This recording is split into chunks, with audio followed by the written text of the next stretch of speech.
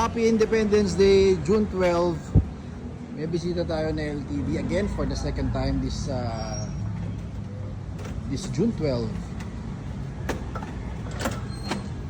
Installation tayo ng grab handle.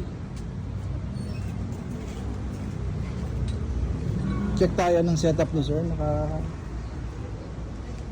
Naka-lift si sir. Then all-terrain tires. So medyo mataas na. Actually standard size ng Fortuner, medyo mataas talaga. Hindi siya yung average size lang ng mga crossover na SUV or yung mga mid-size tulad nito. SUV nito pero yung mababa. Ang Fortuner standard nito talagang hindi siya gano'ng kababa. So what more kung nakasetup ka pa ng off-road tulad nito. So kabit tayo, sinisimulan ng baklasin yung ating panel. Walang bracket, no? Wala.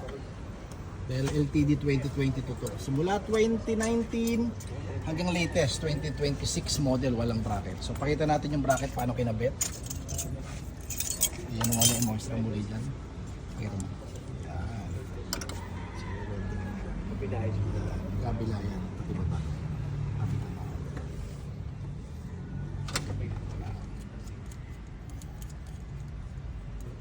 So dyan lang kayo, magkakabit kami. So, nakabit na natin itong right side.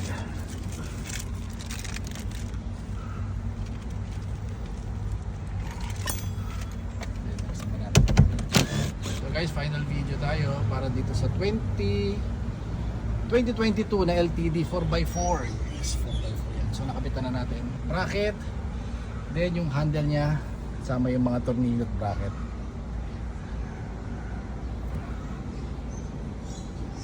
So 2019, 2020, 21, 22 hanggang 2026 na Fortuner, kahit anong variant man yan, manual, matic, 4x2, 4x4, pwede natin kabitan ng grab handle or second row grab handle.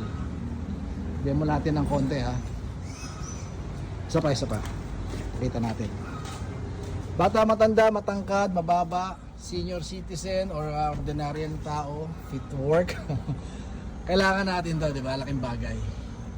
So sabi ko nga, kahit ako hindi naman ganun katangkaran, hindi rin naman kababaan, pero pag humawak ako rito o pag pumasok sa Fortuner, lalo na kung nakasetup ka na off-road or even the standard size or standard height ng Fortuner, mataas na siya.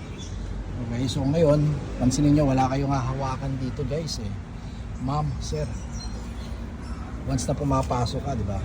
So laking bagay, napaka-convenient, dagdag horsepower pag meron kayong grab handle. Alright, so sa 2016, 17, 18 may bracket na yon, plug and play lang tong handle natin.